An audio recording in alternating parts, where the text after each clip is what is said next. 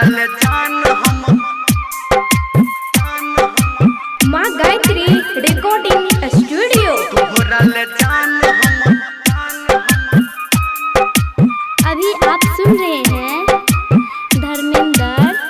निर्मलिया को। तोहरा ले जान हम हकन लोर कहानी हे गे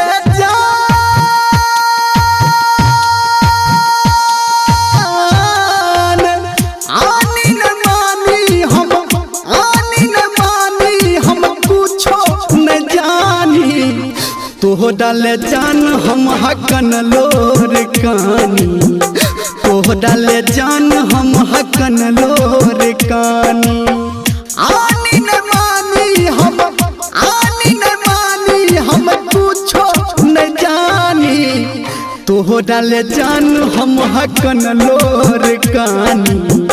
तोहरा ले जान हम हकन लोर कहानी तोहरा ले जान हम हकन लोर कहानी तोहरा ले जान हम हकन लोर कहानी तोहरा ले जान हम तोहरा ले जान हम DJ good Madhubani, DJ good Madhubani. हकन लोर कहानी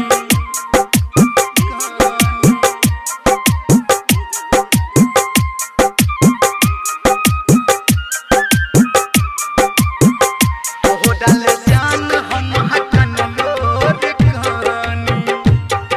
हकन लोर कहानी छोड़ दिले हमारा तू एक कदम गमिया छोड़ दिले हमारा तू एक कदम गमिया तो हट दलहागे अखन जखमिया तो हट दलहागे अखन जखमिया हम अपराधी छी अपने हम मानी